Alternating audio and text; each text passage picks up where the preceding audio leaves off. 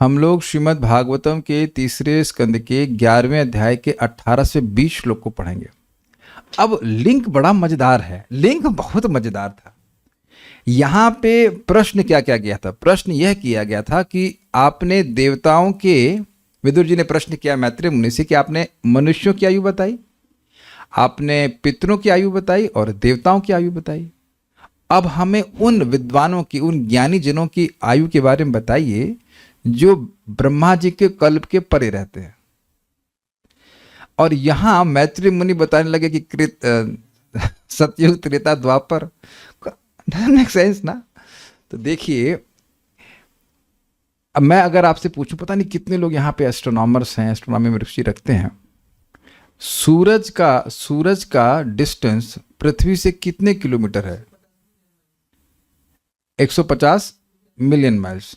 अच्छा, एंड्रोमीडा गैलेक्सी पृथ्वी से कितने दूर है? चलिए हाँ, चैट जीपीटी को पूछिए कि उत्तर क्या आता है। एंड्रोमीडा गैलेक्सी, नाम सुना है अपने? गैलेक्सी होते हैं, कुछ लोगों को तो नाम ही नहीं सुना है। तो एंड्रोमीडा गैलेक्सी ब्रह्मांड के बहुत दूर में है, बहुत दूर में है। एंड्रोमीडा गैलेक्सी कितने दूरी में है?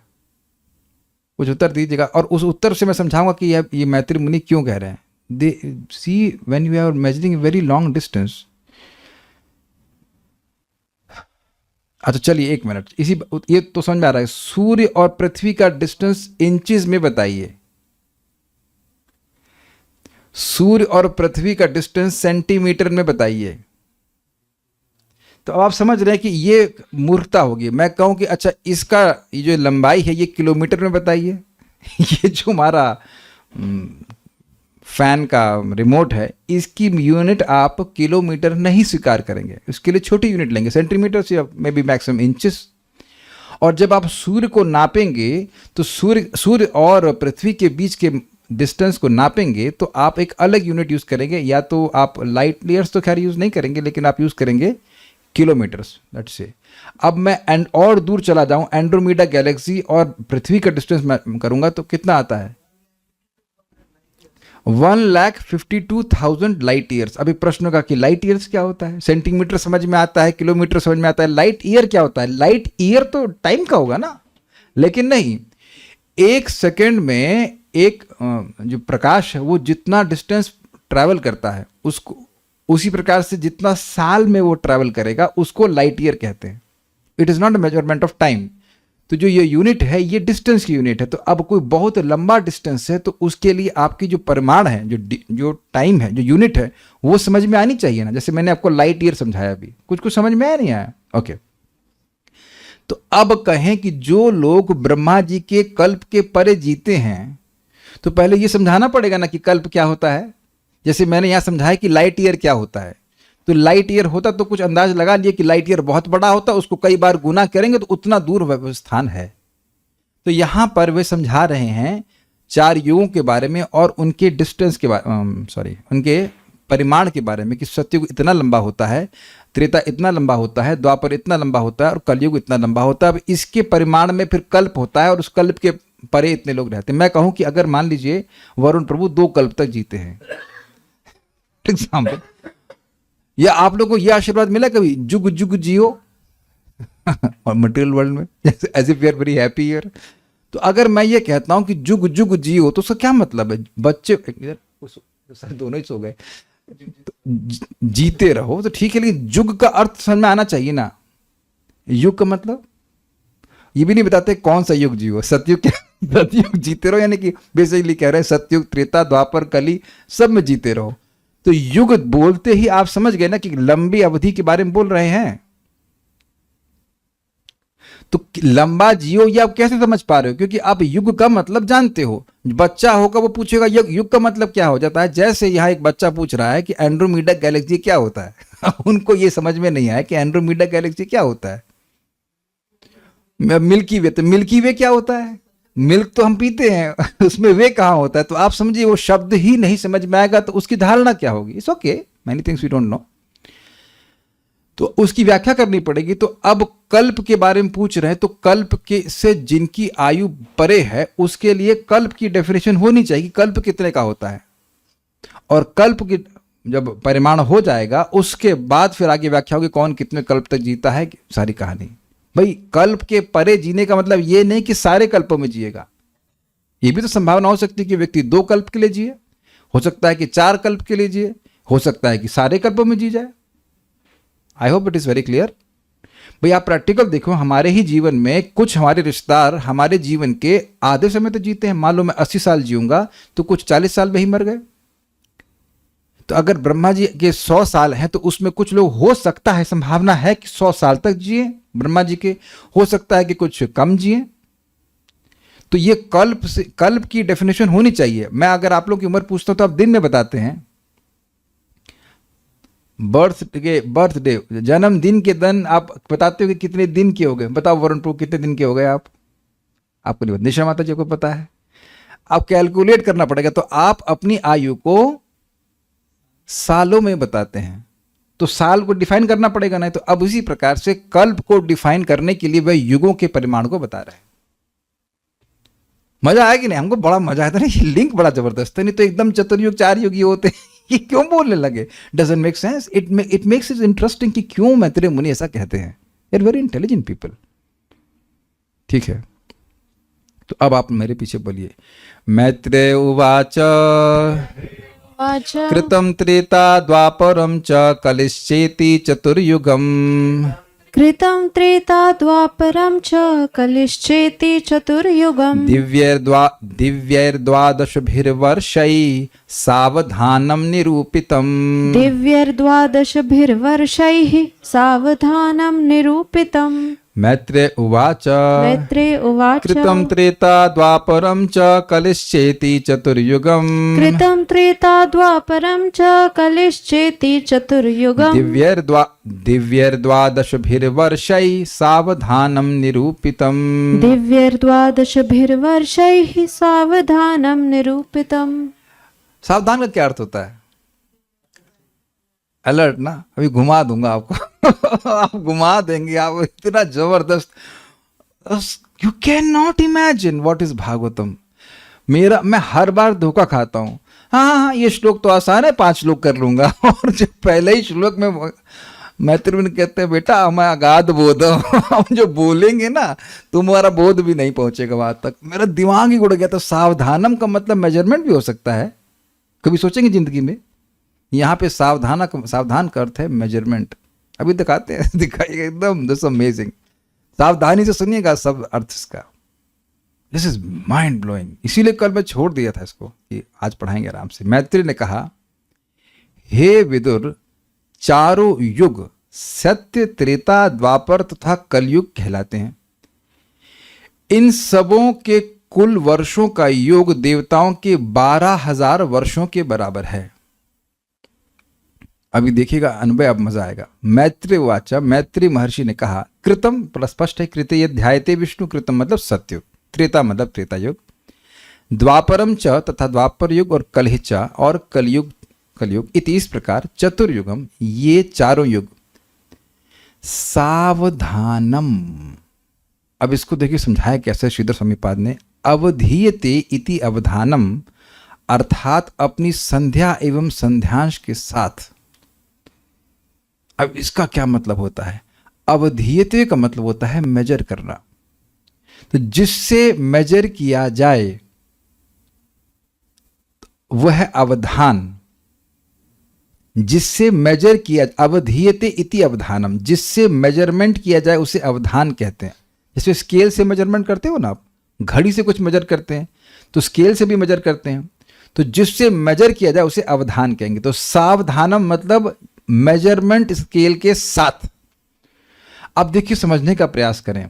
युग होता है, जैसे आपने सुना है कि कलयुग जो है वो 4,32,000 साल का है, लेकिन इसका एक संध्या होता है और एक संध्यांश होता है।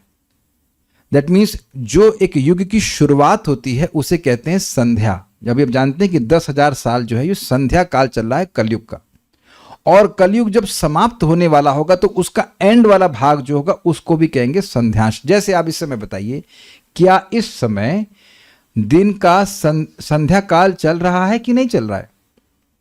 6 बज रहे हैं, संध्या कहते हैं ना, 6 साढ़े 6 मान के चले। अभी थोड़ा लेट हो गया, 6 बजे का समय। इंग्लिश में कहते हैं डॉन और डस्क। ये समझते हैं आप? डॉन मतलब रात्रि समाप्त हो रही है और सूर्य उदित हो रहा है, तो वह संध्या का समय, वो ना तो रात्रि है और ना सुबह है। क्लियर? और डस्क मतलब दिन घट रहा है और रात्रि आ रही है। तो दोनों जगह कुछ अलग अलग फॉर्मेशन हो रहा है। एक जगह अंधकार कम हो रहा है और प्रकाश आ रहा है, एक जगह प्रकाश कम हो रहा है और अंधकार आ रहा है। यद्यपि प्रकाश और अंधकार का मिलन ही है, लेकिन फिनोमेनन अलग हो रहा है। तो यहां इसमें भी क्या चल रहा है? कलयुग का प्रवेश हो रहा है और द्वापर समाप्त हो रहा है, या हो गया है। तो कलयुग कलिम आगतम आज्ञाया वैष्णवे क्षेत्रे वैष्णवे वयम करके प्रथम स्कंद में प्रथम अध्याय में है कि हम समझ रहे हैं कि कली आ रहा है, तो ये संध्या काल है। अर्थात जब कोई युग आ रहा होता है, नेक्स्ट युग आ रहा होता है, उसे कहेंगे संध्या। That means starting of that point. और जब वो युग समाप्त हो रहा होगा तो उसका वह संध्यांश होगा। यानी जब कलयुग समाप्त हो रहा होगा और सतयुग आ रहा होगा, तो उसको जो कलयुग का लास्ट पार्ट है उसको संध्यांश कहेंगे। इन दोनों ही समयों में धर्म बहुत बढ़ता है, धर्म बहुत बढ़ता है। इसीलिए देखिए हरि नाम का प्रचार हो रहा है। 10,000 साल के बाद मिलेगा भी नहीं कोई हरे कृष्णा करने के लिए, इस समय प्रचार हो रहा है। अब बड़ी इंटरेस्टिंग बात है, बेसिकली इट मीन्स कलयुग जो है वो इस संध्या के बाद शुरू होगा। यद्यपि हम लोग कह देते हैं कि कलयुग आ गया, लेकिन आप जानते हो कि जैसे सूर्य उदित हो जाता है, उदित होता नहीं है, सूर्य आकाश में आ जाता है, मतलब उसकी रोशनी आ जाती है, लेकिन कुछ समय के बाद सूर्य आता है। समझते हैं बात? उसी प्रकार से सूर्य अस्त भी होता है, फिर भी उसकी कुछ रोशनी रहती है और उसके बाद पूरी तरह से अस्त होता है। जैसे इस समय पूरी तरह से रात है और लेट से 7:30 बजे सुबह कल पूरी तरह से दिन हो जाएगा। क्लियर? समझ में आया? तो उससे पहले का समय क्या है? तो वह समय भी रात्रि नहीं है। कुछ समझ में आ रहा है? तो यद्यपि हम लोग सामान्यतः बोल देते हैं कि कलयुग आज से 5,000 साल पहले शुरू हुआ, लेकिन अभी भी कलयुग पूरी तरह से शुरू नहीं हुआ है। तो संध्या और संध्यांश को मिला करके टोटल कलयुग कहते हैं। लेकिन वस्तुतः संध्या और संध्यांश को छोड़ दीजिए, मतलब किनारे वाले पीस छोड़ दीजिए, बीच वाला भाग है उसे कलयुग कहते हैं। कुछ समझा पाया मैं? मान लीजिए स्केल नहीं ना हमारे पास, एनीहाउ इस टेक इट एज कलयुग एक पीस है। तो ये शुरुआत वाला भाग इसका संध्या हो गया, इधर वाला संध्यांश हो गया, और बीच वाले भाग को आप कलयुग कहेंगे। तो है तो वस्तुतः टोटल कलयुग ही ना। तो कलयुग की मेजरमेंट इस संध्या और संध्यांश के द्वारा भी हो रहा, और ऐसे हर युग के ऊपर घटित होगा। इसीलिए कह रहे सावधानम, मतलब इन संध्या और संध्यांशों के अर्थात सहित। अवधान मतलब जिसे मेजर किया जाए, तो इस एक युग को संध्या और संध्यांश के द्वारा भी मेजर किया जाता है। थोड़ा समझने का प्रयास कीजिए। 4,32,000 ईयर्स, ठीक। उसमें जो संध्या है वो 10,000 साल की, और जो आगे का जो भी होता है, मैं एक अंदाज बोल रहा हूं कि मान लो 10,000 साल का है, मुझे नहीं पता एग्जैक्टली क्या है, लेकिन कुछ नंबर आप रख दें। तो ये दो नंबर के द्वारा आप निर्धारण कर रहे हैं ना कि कलयुग की उम्र क्या है। Let's fix a number. संध्या है 10,000 साल की, और संध्यांश भी चलिए एक 20,000 का कर दिया। तो अब कलयुग प्योरली कितने साल का है मैं पूछूं? 4,32,000 माइनस 10,000 माइनस 20,000, 4,02,000। ये फिगर गलत हो सकता है, मैं एक एग्जाम्पल बोल रहा हूं। तो क्या इसके द्वारा आपने कलयुग का निर्धारण कर लिया कि कलयुग की एग्जैक्ट अवधि कितनी होती है? तो क्या इस संध्या और संध्यांश के द्वारा आपने कलयुग को मापा कि नहीं मापा? तो जिससे आप कुछ मापते हो उसे अवधान कहते हैं, अवधीयते इति अवधान। तो यानी कलयुग को इस संध्या और संध्यांश के साथ आप जोड़ेंगे तो इसी तरह सतयुग, त्रेता, द्वापर, कली अपने संध्या और संध्यांश के साथ दिव्य द्वादश भी वर्षई निरूपितम, देवताओं के 12,000 वर्ष के देवताओं के 12,000 वर्षों के होते हैं, ऐसा निश्चित किया गया है। मतलब प्योर सतयुग, प्योर कलयुग, प्योर सतयुग, प्योर त्रेता, प्योर द्वापर, प्योर कली, प्लस संध्या, इनके रेस्पेक्टिव संध्या और संध्यांशों के साथ टोटल मिलाकर के आप जोड़ेंगे तो वह देवताओं के 12,000 वर्षों के बराबर होते हैं, ऐसा कहा गया है। कुछ समझ में आया? तो है ना, बड़ा इजी लग रहा था ना, very easy, very easy, very easy. सावधान होकर सुनिए आप, सावधान होकर सुनिए। अच्छा ये बताइए, माइक पे बताइए, माइक पे आपको दिन कितने घंटे का होता है? सिंपल क्वेश्चन ना, ऑन करिए। हाँ ना, हाँ 24 घंटे का। तो 24 घंटे में कौन कौन से मौसम आते हैं? दिन होता है, रात्रि होती है, और बस ना। मौसम एक ही। अरे मौसम से मतलब कितने बदलाव होते हैं? सुबह होता है और एक मिनट, सुबह दोपहर दिन होता है, सुबह, दोपहर दोपहर, शाम रात। शाम और रात। 4 चीजें ना, और कुछ नहीं होता ना। गायत्री कब करते हैं हम? अर्ली मॉर्निंग, गायत्री की पॉइंट को छोड़ देंगे आप? संध्या। संध्या का समय भी तो होता है ना, ऑलमोस्ट लेट्स से 5:45 टू 6:15, वो नहीं आएगा 24 घंटे में। और सुबह का समय होता है ना, लेट्स से 6 o'clock टू 6:30, तो उनको गायब कर देंगे। तो जब आप 24 घंटे गिनोगे तो वो संध्या का समय नहीं गिनेंगे। समझ में आ गया? तो कहने की जो युग हैं उनके संध्या और संध्यांशों के साथ आप जोड़ेंगे तो वो सारे मिलकर के देवताओं के 12,000 वर्षों के बराबर होते हैं। अब एक प्रश्न कुछ कर रहे हैं, क्या कर रहे हैं? कलयुग 12,000 वर्ष का होता है देवताओं के? नहीं नहीं नहीं, मैं कलयुग के एग्जाम्पल ले रहा था। देखिए शब्द क्या है, सतयुग, त्रेता, द्वापर और कली अपने संध्या और संध्यांशों के साथ मिल करके देवताओं के 12,000 वर्षों के बराबर होता है। अब एक प्रश्न हो जाएगा, यहां 1000 शब्द कहां है संस्कृत में? सहस्त्र वर्ष तो नहीं लिखा है, नोटिस किया आपने? वर्ष लिखा है, तो अनुवाद क्या होगा? 12 वर्षों के बराबर होते हैं। लेकिन ये श्रीपाद श्रीधर स्वामी कहते हैं टीका में कि ये 1000 है, ये अगले श्लोक के सामर्थ्य से समझना होगा। अब देख रहे हैं कि हम लोग मतलब how superficially we read Bhagavatam, है ना? आप लोग स्वीकार कर लिए, कोई ऑब्जेक्शन किया कि यहां पे वर्ष लिखा है, 1000 वर्ष कैसे बोल रहे हो? तो क्या अमेजिंग है ना, 1000 नहीं लिखा, नहीं तो होना चाहिए दिव्य द्वादश भी, द्वादश मतलब 12, और सहस्त्र वर्ष ही होता, लेकिन सहस्त्र शब्द नहीं है। तो सहस्त्र शब्द जो है वो अगले श्लोक से आएगा, अगले श्लोक से क्लियर हो जाएगा कि वो 12 वर्षों का नहीं है। अब ऐसा क्यों हमें इतना एनालिसिस करना पड़ेगा? एक दिन और रात देवताओं का हम लोग का 1 साल होता है, ठीक? तो क्या ऐसा हो सकता है कि अब सतयुग, त्रेता, द्वापर, कली, जिनको आप लाखों सालों कहते हो, वो देवताओं के खाली 12 वर्ष होंगे? कैलकुलेशन गड़बड़ हो जाएगा कि नहीं हो जाएगा? नहीं समझ में आया आपको? उनका 1 साल हमारे 365 सालों के बराबर है, ये समझ में आ रहा है? उनका एक पूरा 24 घंटा हमारा 1 साल के बराबर हुआ कि नहीं?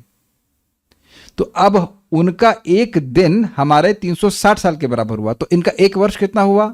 गुणा 360 कर दीजिए उस हिसाब से। उनका एक दिन हमारे 1 साल के बराबर यानी 365 डेज के बराबर है, तो उनका 1 साल कितने साल के बराबर होगा? 365 साल के बराबर। तो 365 साल गुणा 12 कीजिए, करो, लगाइए, कुछ गणित कीजिए। महाराज भी खूब गणित करवाते हैं उसमें भक्ति रसायन सिंधु क्लास में। 1 दिन देवताओं का हमारे 365 दिन के बराबर, या 360 जो भी कह लीजिए। तो अब उनका 1 साल कितने साल के बराबर होगा? हमारे 360 साल के बराबर होगा। तो अब अगर यहां अर्थ लेते हैं द्वादश ही वर्ष है यानी 12 वर्ष, तो 12 वर्ष कितने होंगे? 12 इंटू 365 कर दीजिए, 4380। तो अब ये चारों युग केवल 4380 साल के हैं। गलत हो गया कि नहीं? और जरा इनमें 1000 मल्टीप्लाई कीजिए, 4380 गुणा 1 2 3 कितना हो गया? 43 लाख। और आपने कई बार सुना है ना कि हम ये सतयुग, त्रेता, द्वापर, कली मिलके कितना होता है? 43 लाख। अब हो गए ना गणित बराबर। इसलिए यहां पे 1000 को समझना होगा, जो कि अगले श्लोक से क्लियर हो गया। मजा आया श्लोक में? This is amazing. थोड़ा फिजिक्स तो पढ़ा ही रहा था, आज थोड़ा गणित भी पढ़ा रहे हैं। इतनी गणित तो आती होगी, इसमें कुछ इंटीग्रेशन तो नहीं करना है। तुंग विद्या इतनी पढ़ी हो आप गणित ना? लगता है बचपन से आर्ट्स में। ओके, आई थिंक सारी इक्वेशन समझ में आ गई। I love the way it was explain, very nicely explain. Hari मेधसा, भगवान हरि में मेधा लगेगी तो सारे दुख नष्ट हो जाएंगे। कोई दुख तो नहीं ना किसी को? हाँ, जितना एब्जॉर्ब है उतना दुख नहीं है। अगर आप यहाँ गणित पढ़ रहे हैं हमारे साथ तो मजा आ रहा होगा कि भाई सारी इक्वेशन कैसे बैठ रही है। सबको सेट हो गया ना, सब बैलेंस हो गया ना? 43 लाख साल सब अब संतुष्ट है सब लोग ना? ठीक है, मैत्रेय उवाच, मैत्रेय मुनि ने कहा, कृतम त्रेता द्वापरम च कलिश्चेति चतुर्युगम। कृत मतलब सतयुग, त्रेता, द्वापर और कली, ये 4 युग दिव्य 12 वर्षे, दिव्य 12, दिव्य मतलब देवताओं के 12,000 वर्षों के बराबर निरूपित किए गए, सावधानम अर्थात अपने संध्या और संध्यांशों के साथ। क्लियर? श्लोक बहुत ईजी है, उसके बाद आप आगे बढ़ते हैं। श्रीधरी, ये चारों युग देवताओं के 12,000 वर्ष पर्यंत अपनी संध्या एवं संध्यांश के साथ रहते हैं, इस बात का अगले श्लोक के सामर्थ्य से ज्ञान होता है। मतलब अगले श्लोक से क्लियर हो जाती है बात। सावधानम का विग्रह बतलाते हुए श्रीधर स्वामी कहते हैं, अवधीयते इति अवधानम, अर्थात संध्या और संध्यांश तत्सहितम, अर्थात संध्या और संध्यांश के साथ। यह सावधानम पद का अर्थ है। स प्लस अवधानम, अवधानम के साथ। अवधानम मतलब जिससे मेजरमेंट किया जाता है। नोट, संध्या यह एक युग की शुरुआत का समय होता है जब धर्म का ह्रास और अधर्म का उदय होने लगता है। जितना धर्म सतयुग में था उतना वो कम होता जाता है और त्रेता युग में कुछ अधर्म बढ़ता है। क्लियर हो गया? ये संध्या का समय, जैसे कि सुबह के समय अगर हम तुलना करें तो अंधकार कम होता जाता है और प्रकाश बढ़ता जाता है। क्लियर? संध्यांश यह एक युग के अंत का समय होता है जब धर्म का पूर्ण ह्रास हो जाता है और अधर्म चरम पर होता है। इसका क्या मतलब है? देखिए, जितने धर्म से द्वापर खत्म हुआ था, लेट्स से 100, तो वो अब पूरा समाप्त हो जाएगा कलयुग के अंत तक। मान लीजिए कि 2 किलो धर्म था द्वापर के अंत में, तो वो अब खत्म होते होते संध्यांश के अंत तक पूरा समाप्त हो जाता है। समझ रहे हैं ना बात? ये बात ठीक है। ओके, सारार्थ दर्शनी, त्रिलोक के बाहरी भाग में स्थित भृगु आदि महर्षिगण ब्रह्मा के समान परम आयु प्राप्त करते हैं। इसलिए ब्रह्मा की आयु बताने के लिए युगों का माप बताया जा रहा है। अब समझ में आ गया टीका? जैसे मैंने समझाया था कि बहुत लंबी माप को, डिस्टेंस को नापना है तो आप सेंटीमीटर में नहीं नापेंगे, आपको किलोमीटर या और लाइट ईयर्स ऐसे आपको मापना पड़ेगा। कहीं कहीं जैसे मैं पूछूंगा कि नेपच्यून कितना दूर है, जुपिटर या नेपच्यून कितना दूर है, तो बहुत बार सूर्य और पृथ्वी का जो डिस्टेंस है, जो बीच में डिस्टेंस क्या बोलते हैं हिंदी में, दूरी है, तो उसको स्टैंडर्ड बना लेते हैं और उससे मल्टीप्लाई करते हैं। आप जरा सर्च करो, पृथ्वी और सूरज और नेपच्यून का डिस्टेंस कितना है, देखना किलोमीटर में। मेरे ख्याल से तो नहीं होना चाहिए, हो सकता हो, लेकिन जनरली किलोमीटर में नहीं देते हैं, बहुत सारे जीरो जोड़ने पड़ते हैं उसमें। देखना इसमें कितना है। तो आप समझ रहे हैं कि ये एक समय की मतलब डिस्टेंस, समय को डिफाइन कर रहे हैं, बड़े समय को डिफाइन कर रहे हैं। ठीक है, यानी सत्य, त्रेता, द्वापर और कली, ये 4 युग हैं। दिव्य 12 वर्षई, दिव्य 12,000 वर्षों में, इसका अर्थ हुआ। सावधानम अर्थात जिससे युगों का समय निर्धारण किया जा सकता है, वह अवधान होता है, अर्थात संध्या और संध्यांश के साथ यह 4 युग निर्धारित किए गए हैं। अब तो समझ में आ गया, इजी। तात्पर्य, देवताओं का वर्ष मनुष्यों के 360 वर्षों के बराबर होता है। ये कैसे आया? देवताओं का एक दिन हमारे 1 साल के बराबर है। मैं 365 थोड़ा गलत बोल गया, क्योंकि 365 तो इंग्लिश साल के हिसाब से होता है, वैदिक साल 360 दिनों का होता है, तो 360 मान के चलिए। जैसा कि आगे के श्लोकों से स्पष्ट हो जाएगा, देवताओं के 12,000 वर्ष जिसमें संधिकाल की अवधियां अर्थात युग संध्याएं सम्मिलित हैं, उपर्युक्त 4 युगों के योग के तुल्य हैं। इस तरह उपर्युक्त 4 युगों का संपूर्ण योग 43,20,000 साल है, 20,000 वर्ष है। अब आपको समझ में आया ना कि प्रभुपाद संध्या और संध्यांश के बारे में क्यों बोल रहे हैं, और प्रभुपाद जी यह क्यों कह रहे हैं कि ये 12,000 शब्द है। ये अगले श्लोक से समझ में आएगा। संस्कृत में तो खाली वर्ष लिखा हुआ है, 1000 नहीं है, लेकिन वो अगले श्लोक से समझ में आएगा कि 1000 है। अब देखिए इसको, ये श्लोक और घुमाने वाला है, जरा ध्यान से सुनिएगा, सावधान होकर सुनिएगा। चत्वारि त्रीणि द्वय चैकम कृतादिषु यथाक्रमम् चत्वारि त्रीणि द्वे चैकं कृतादिषु यथाक्रमम् संख्यातानि सहस्राणि द्विगुणानि शतानि च संख्यातानि सहस्राणि द्विगुणानि शतानि च चत्वारि त्रीणि द्वय चैकम कृतादिषु यथाक्रमम् चत्वारि त्रीणि द्वे चैकं कृतादिषु यथाक्रमम् संख्यातानि सहस्राणि द्विगुणानि शतानि च संख्यातानि सहस्राणि द्विगुणानि शतानि च।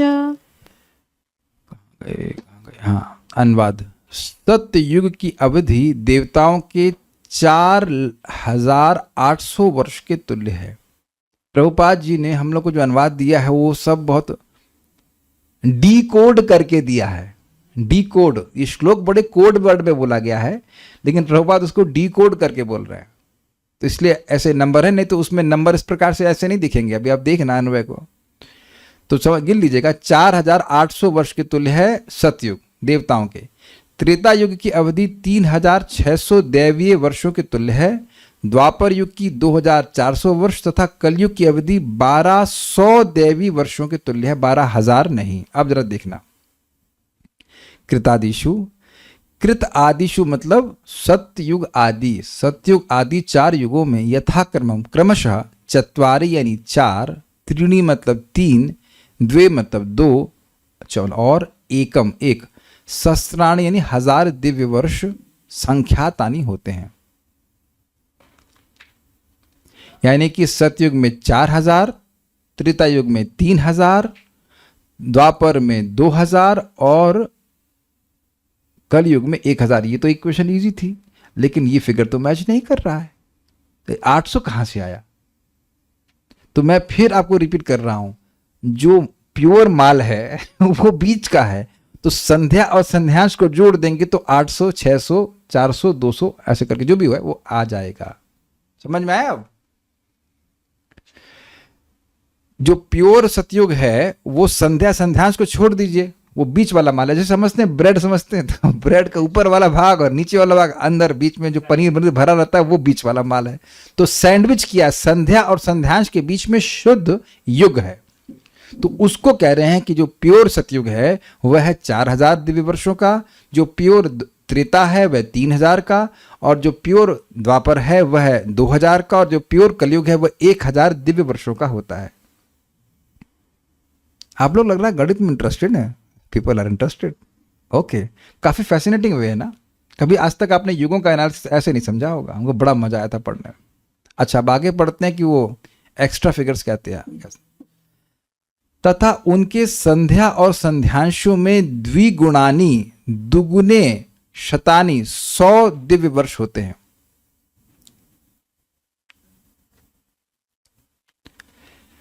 अब इसका क्या मतलब है?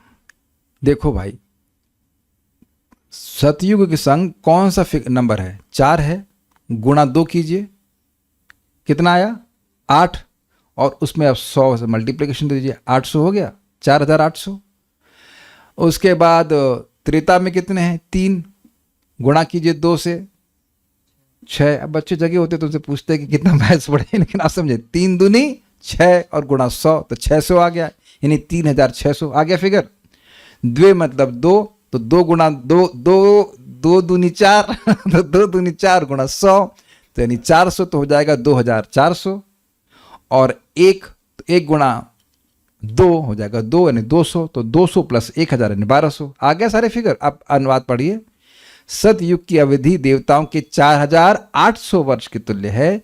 त्रेता युग की अवधि 3600 दैवी वर्षों के तुल्य है।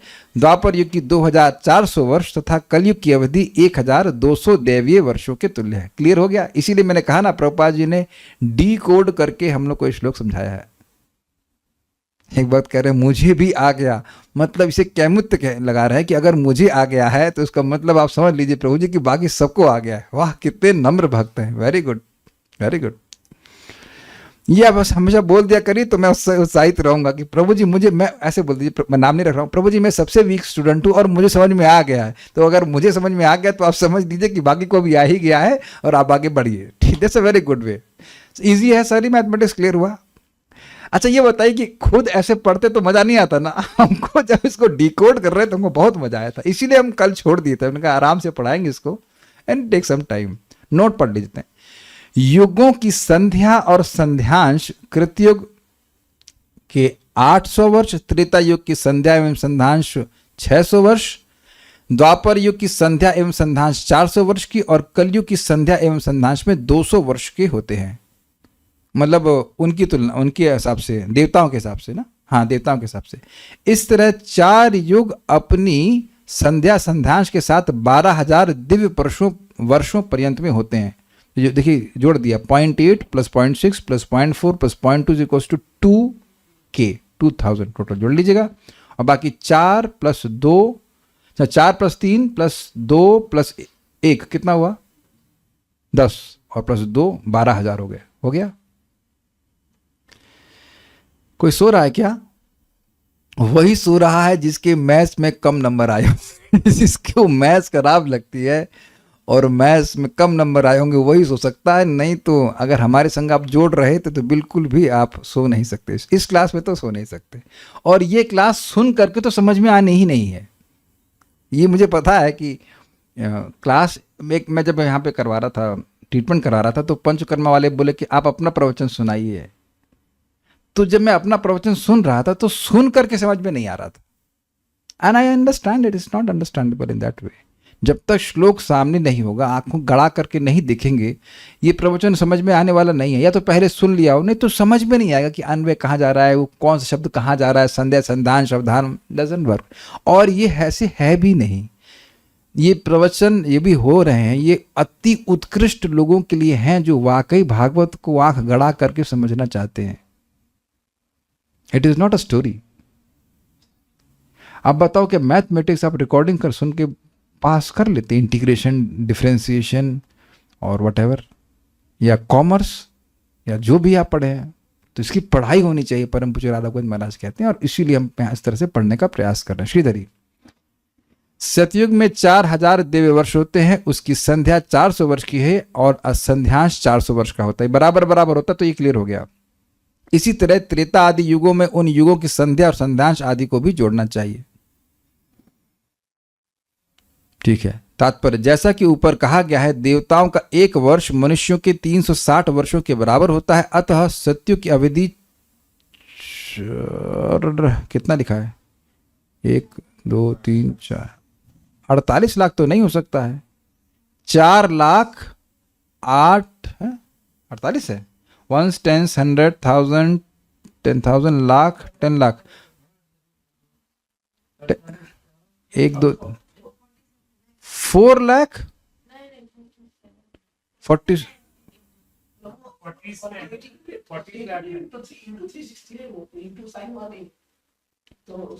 ओ हाँ वही मैं कर, वो इंटू साइन नहीं का 4,800 गुणा 360 इज इक्वल्स टू 17,28,000 वर्ष हुई। वही मैं सोचा हम इक्वल क्यों ना। इसी तरह त्रेता युग की अवधि 3,600 गुणा 360 इक्वल्स टू 12,96,000 वर्ष हुई, और द्वापर युग की 2400 गुणा 360 अर्थात 8,64,000 वर्ष हुई, और कलयुग की अवधि 1200 गुणा 360 इक्वल्स टू 4,32,000 वर्ष के। इजी है, बहुत इजी है। नेक्स्ट आखिरी श्लोक पढ़ लेते हैं। संध्या संध्यांशयोर अंतर यह कालः शतसंख्ययोः। संध्या संध्यांशयोर अंतर यह कालः शतसंख्ययोः। तम एवाहुयुगं तज्ञः यत्र धर्मो विधीयते। तम एवाहुर्युगं तज्ज्ञा यत्र धर्मो विधीयते। संध्या संध्यांशयोर अंतर यह कालः शतसंख्ययोः। संध्या संध्यांशयोर अंतर यह कालः शतसंख्ययोः। तम एवाहुर्युगं तज्ज्ञा यत्र धर्मो विधीयते। तम एवाहुर्युगं तज्ज्ञा यत्र धर्मो विधीयते। ये बड़ी इंटरेस्टिंग है। प्रत्येक युग के पहले तथा बाद के संधिकाल यानी संध्या और संध्यांश जो कि कुछ 100 वर्षों के होते हैं, दिव्य 100 वर्षों के होते हैं, जैसा कि पहले उल्लेख किया जा चुका है। दक्ष ज्योतिर्विदों के अनुसार युग संध्या या 2 युगों के संधिकाल कहलाते हैं। इजी है, शुरुआत के और लास्ट के। इन अवधियों में सभी प्रकार के धार्मिक कार्य संपन्न किए जाते हैं। इसमें तात्पर्य नहीं है, बस इतना सा है, इसमें कुछ अन्वय देख लेता हूँ। शत संख्यो, सैकड़ों दिव्य वर्षों की संख्या से युक्त, नॉट हजार, सैकड़ों, ठीक है। संध्या अंशयो, युग के आदि में संध्या तथा अंशयो यानी युग के अंत में संध्यांशों के अंतरेण, मध्य में, यह काल जो समय होता है, तुम एवं उसे ही तज्ज्ञा, पंडित गण, तज्ज्ञा मतलब तत्ज्ञा, उसको जानने वाले, युगम आहो, युग कहते हैं, यत्र धर्म विधीयते, जिसमें युग धर्म का विधान होता है। ये बड़ा मजेदार बात है। क्या कहना चाहते हैं, देखिए, संध्या संध्यांशयो अंतर, संध्या और संध्यांश के अंतर यानी बीच में, क्लियर। यह काल शत संख्यो, वो जो काल है ना जो सैकड़ों का है, वो है संध्या और संध्यांश का, और उनके बीच में जो समय है, तम एवाहु युगम तज्ज्ञा, उसको युग कहते हैं। यानी कि सतयुग की संध्या और संध्यांश के बीच वाला जो समय, उसको सतयुग कहते हैं, क्लियर।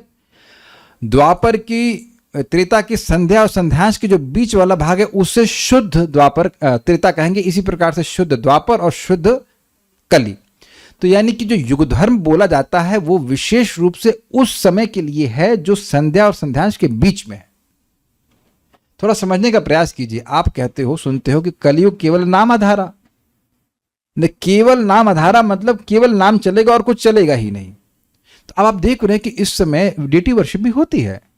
तो क्यों हो रही है डेटी वर्शिप? विग्रह की सेवा तो द्वापर युग का युग धर्म है, तो अभी कलयुग में कैसे हो रहा है? क्योंकि संध्यांश है, मिक्स है। जैसे कि शाम का समय न तो पूरी तरह रात होती है और न पूरी तरह दिन होता है। अभी पूरी रात है कि नहीं? आप देखो, शाम के समय आप बल्ब के बिना भी काम चला लेते। याद है वो दिन जब शाम के समय हम लोग लास्ट तक बल्ब नहीं जलाते थे बचपन में, स्पेशली। अभी है रोशनी, अभी है रोशनी, फिर एक समय, या नहीं, एक मिनट, क्रिकेट खेले हैं वरुण प्रभु, तो आप देखिए होंगे कि 5, पौने 5 बजे बॉल डालते जाते, खेलते जाते, जब तक लास्ट, जब तक हल्की सी वह बत्ती दिखती न रहे। फिर तो अपने पास कोई लाइट का सोर्स तो है नहीं, फिर बंद कर देते हैं। तो यानी कि अब यह नहीं कि पूरा बॉल दिख रही है पूरा, लेकिन अब अंधकार भी पूरा नहीं है। आई होप मैं समझा पा रहा हूं। तो अब इसी समय हम लोग बोल रहे हैं कि कलयुग है, लेकिन कलयुग अभी पूरी तरह से नहीं आया है। जैसे अभी आप लोग यहां भक्त लोग आते हैं, तो मान लो कोई गेट में आ गया तो घर तो आ ही गया है, लेकिन अभी वो क्लास सुनने के लेवल पे नहीं आ गया है पूरी तरह से। आप लोग यहां से भी बैठे हुए भक्त लोग पूरी तरह से आ गए हैं। I hope it's very clear. तो अब जब कलयुग आ जाएगा पूरी तरह, ये संध्यांश समाप्त हो जाएगा, तो अब तो केवल हरिनाम ही चलेगा, उसके अलावा कुछ और कोई कुछ कर ही नहीं, कुछ करने की क्षमता ही नहीं बचेगी। You cannot do anything. I hope it is very clear. Hare Krishna मंत्र केवल 10,000 साल तक नहीं रहेगा। युग धर्म मतलब कलयुग में आगे भी लोग भगवान का नाम बोलेंगे, लेकिन कुछ ये बात समझ में आ रही कि जो इस समय तो कलयुग में आप और भी कुछ कार्य कर पा रहे हो, मतलब और भी कुछ थोड़ा ध्यान कर जाकर कुछ कर पा रहा है, या मतलब कुछ विग्रह की सेवा कर पा रहा है, लेकिन आगे जाके वो कुछ भी नहीं कर पाएगा, केवल नाम बोल ले, ये भी बहुत बड़ी बात है। वही उसी से उसका उद्धार हो जाएगा। इसलिए कुछ समझ में आ ही गया होगा, ठीक है। तो ये बस फिनिश 3 श्लोक हो गए। उसके आगे जो बोलेंगे वो हम कल सुनेंगे भगवान ने चाहा तो। कोई प्रश्न है किसी भक्त का तो मैं देख लेता हूं एक बार।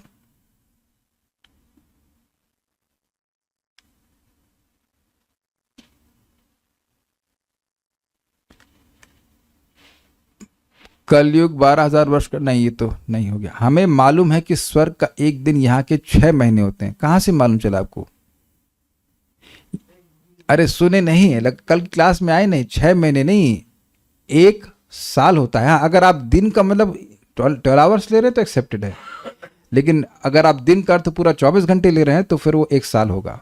यदि किसी भक्त की मृत्यु यदि किसी भक्त की मृत्यु काल में भगवान का स्मरण न कर पाए एवं स्वर्ग की प्राप्ति वहां के हजारों वर्षों तक करे, तो क्या वो भक्त इस गोल्डन 10,000 ईयर में फिर पैदा होगा या फिर घोर कलयुग अथवा सतयुग में? अच्छा, तो आपको क्या दिक्कत है? धनंजय प्रभु लोक हितार्थ के लिए प्रश्न कर रहे हैं। आप क्या पैदा होने वाले हैं दोबारा? प्लान कर लिए कि हम स्वर्ग जाएंगे, हूरों से मिल के आएंगे, उसके बाद यहाँ पे फिर वापस आएंगे। Why you waste time? Time waste है, ये टाइम वेस्ट क्वेश्चन है। ओके, वो सोच रहे हैं ना कि भैया ईमानदारी के 10 मिनट है तो वेस्ट कर ले। लाइट ईयर्स में होता है और कुछ क्या है। प्योर कलयुग का मतलब क्या हुआ, जब कलयुग अपनी सीमा पे, हाँ मतलब पूरी इंटेंसिटी पे हो। जैसे कि देखिए मैंने एग्जांपल दिया था कि सूर्य जब पूरी तरह आकाश पे जाता है तो अब आप ये नहीं कहोगे थोड़ा थोड़ा अंधकार भी नहीं, उसमें अंधकार है ही नहीं। और इस समय सूर्य पूरी तरह से आकाश से हट गया है तो आप बिल्कुल सूर्य का प्रकाश यहाँ प्रकट नहीं दिख रहा है, बिल्कुल नहीं दिखेगा। ठीक है, उससे पहले भाग लेना चाहिए। Just chant Hare Krishna and go back to Krishna. ये तो साइकिल चलती ही रहेगी। So will stop here. I hope you enjoyed the mathematics. Srila Prabhupada की जय, श्रीमद् भागवतम की जय, निताय गौर प्रेमानंदे।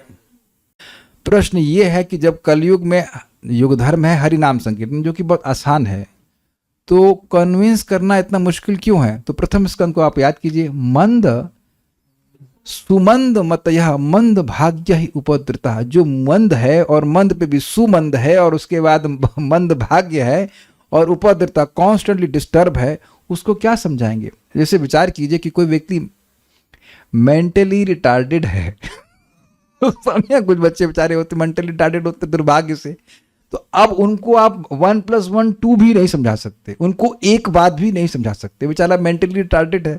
तो हंसना मत, हम सभी लोग हैं, सत्य के लोग हमको देख के सोचेंगे अरे बेचारे ये मेंटली रिटार्डेड पैदा हुए और राधा रानी इनको पाल रही, कोई दिक्कत नहीं है, कृष्ण पाल रहे हैं। It's a fact.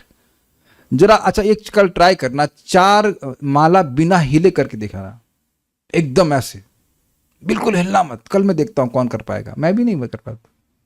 4 माला नहीं कर पाते ऐसे। उसी में कुछ लोगों की ये स्थिति है, कलयुग में माला जैसे हाथ में रखी तुरंत सो गए, ये तो स्थिति है। और लोग वहां लाखों लाखों साल तपस्या करते, तो उनकी तुलना में तो हम मेंटली रिटार्डेड हुए ना, मतलब अपने से कुछ खा पी भी नहीं सकते। ये हालत है हमारी, वी आर वेरी वीक। तो हमें इस बात पे महाराज की बात याद आती है कि भाई एक बात समझने में बहुत दिमाग की जरूरत नहीं है कि कली दोष निधे राजन अस्ति ही एक महान गुणा कीर्तनाद एव कृष्णस्य मुक्त संग परम ब्रजेत। कलयुग दोषों की खान है, लेकिन एक बहुत बड़ा गुण ये है, अर्थात इतना बड़ा गुण कि इसके सारे अवगुणों को ओवर पावर कर दे रहा है कि केवल कृष्ण का कीर्तन करने से सारे आसक्तियों से मुक्त होकर व्यक्ति परम ब्रजित भगवान के धाम की गोलोक की प्राप्ति करेगा। लेकिन जब मैं बोल रहा हूं तो अगर कोई यूट्यूब पे महान महात्मा सुनेंगे तो वो ऑब्जेक्शन करेंगे, और किए हैं लोगों ने, आप गलत बोल रहे हैं, आपको अभी सत्य का प्रकाशन नहीं हुआ है, आगे जाके आपको सत्य का प्रकाशन होगा। क्या हम गाली तो नहीं दे सकते हैं बैठ करके, एक नंबर के डब्बे हैं डम्बो। और कहेंगे नहीं कली कृष्ण नहीं, कली का कीर्तन सॉरी काली का कीर्तन करना, दुर्गा कीर्तन करना, ये करना है वो करना, और उन्हें कुछ भी प्राप्त नहीं होता। कौन तो मुझे आज पूछ रहा था, कौन पूछ रहा था मुझे, आई थिंक गौरव प्रभु पूछ रहे थे, somebody was asking कि कह रहे थे कि हाँ बड़ी इंटरेस्टिंग बात, कह रहे हैं कि भाई प्राणायाम करने से तो मन प्रभु जी पवित्र होता है ना। कुछ लोग बोलते हैं कि हम प्राणायाम करते हैं हमारा मन पवित्र हुआ है। मैंने एक ऐसी बात बोली, मुख से निकल गई मजेदार बात, कि आप लोग अगर घर में प्राणायाम करते आधा घंटा तो क्या परिवार वाले कभी आपको डांटते? बल्कि खुश होते, भाई हमारा लड़का रोज प्राणायाम करता है। अग्रीड? लेकिन अब कोई लड़का 4 माला जप करने लग जाए तो घर में बवाल होता है कि नहीं होता है? इसका मतलब है कि 4 माला का जप ज्यादा शक्तिशाली है प्राणायाम से, क्योंकि प्राणायाम से किसी की बुद्धि चेंज नहीं होती, थोड़ा बहुत मन शांत हो जाता है थोड़ी देर के लिए। लेकिन 4 माला करने वाले तो पूरा 24 घंटे ही उनकी बुद्धि घूम जाती कि नहीं? आप सब लोग 16 माला से शुरू किए थे सीधे। तो ये दिखा रहा है, ये प्रत्यक्ष दिखा रहा है कि भगवान का नाम के आगे कोई साधन बराबर नहीं चलता। लेकिन अब मूर्खों को फिर भी नहीं समझ में आता तो क्या कर सकते हैं? ये कर सकते हैं कि हम खुद करते रहें। हमको एक बात इस पर और याद आ रही महाराज की बड़ी सुंदर, कि भाई देखिए कि कोई व्यक्ति दूसरे को प्रचार नहीं कर पा रहा है तब भी उसकी कोई क्षति नहीं है। भाई किसी को शास्त्र का ज्ञान बहुत ज्यादा नहीं होता, लोग कन्विंस नहीं कर पाता है, लेकिन भाइयों जो स्वयं अमृत पी रहा है क्या उसका नुकसान होगा? उसका नुकसान तो नहीं होगा। दूसरों को अमृत ना पिला पाए या अमृत पीने के लिए कन्विंस ना कर पाए, लेकिन उसका तो नुकसान नहीं होगा ना। तो इतनी अक्ल हम लोग को होनी चाहिए। मैं प्रश्न करने वाले को नहीं बोल रहा हूं, वी शुड बी कन्विंस कि हमें हरि नाम करना है, और जो बुद्धिमान लोग हैं वह जरूर उनको लाया जाएगा कृष्ण कॉन्शियसनेस में। हम तो ये जाल फेंकते हैं ना यूट्यूब का जाल में, कोई तो मछली आएगी जो थोड़ी बुद्धिमान होगी और वह इस अमृत के सागर में आना चाहेगी। और आ ही रहे हैं, प्रमाण हैं सब भक्तों से, बहुत से भक्तों से तो मैं कभी मिला ही नहीं हूँ. So this knowledge has been given and then those who are interested you preach to them. So एक और इम्पॉर्टेंट बात है, ये बड़ी बस अच्छी बात मुझे याद आ रही है, सार्वभौम प्रभु बताते थे कि परीक्षित महाराज ने किसी से वो किसी से कोई भक्त शायद परीक्षित महाराज जी किसी को बोल रहे थे कि भाई देखो जो व्यक्ति भगवान का नाम बोलेगा उसको कलयुग प्रभावित नहीं कर पाएगा. तो कलयुग वहीं खड़ा मुस्कुरा रहा था, कह रहा बोलने दूंगा तब ना जब बोलने दूंगा तब ना, बोलेगा तो बाहर निकल जाएगा लेकिन बोलने नहीं दूंगा ना.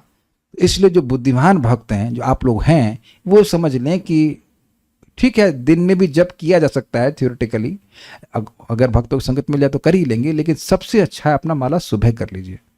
उसके द्वारा आप निश्चित रूप से बुद्धिमान रहेंगे on a daily basis, on a monthly basis, on a yearly basis, on a life time basis, and then you go back to Krishna. और एक और अमेजिंग बात है कि जैसे जैसे जप करते जाते हैं बुद्धि और प्रखर होती जाती है, समझ में आने लगता है कि इसमें भगवान ने अपनी सारी शक्ति दे रखी है, ये ज़रूर मेरा उद्धार कर ही देगा. दिखता है कि उद्धार हो गया है. जब आपको दिखता है तो फिर आगे आप करने उसमें you remain committed to the process. Okay, so ये अच्छा प्रश्न था. और एक और बात है, ये देख लीजिए कलयुग में लोगों की बुद्धि नहीं होती क्योंकि एक बात भी समझ में नहीं आती, तो इसलिए जो लोग जप नहीं कर रहे होते हैं उनकी संगत भी नहीं करनी होती क्योंकि वैसा ही रंग हमको भी चढ़ जाएगा. मैंने बताया ना वो धनतेरस के चक्कर में वो जब की 13वीं बना दी, जब खत्म दिख ही नहीं रहे. ऐसे कि धनतेरस पे कोई मरता नहीं है ना, धनतेरस पे तो कोई नहीं मरता ना, दिवाली में तो कोई मरा ही नहीं. अभी लोग मर ही जाते हैं, कई बार हर बार न्यूज आती है लोग पटाखे में मर गए. फिर so you remain intelligent, I should remain intelligence. Ultimate compassion is to deliver oneself. अपना अमृत पीते रहें, बाकी लोग भी इंटरेस्टेड हैं. भैया पीना चाहते हो, हाँ ये नहीं पीना चाहते तो ठीक है भाई, मट्ठा पियो, जो कुछ पियो, what to do, what we can do. Ultimate compassion is to deliver oneself, not sacrifice oneself. We'll stop now. Shrimad Bhagavatam की जय, श्रील प्रभुपाद की जय, निताई गौर प्रेमा.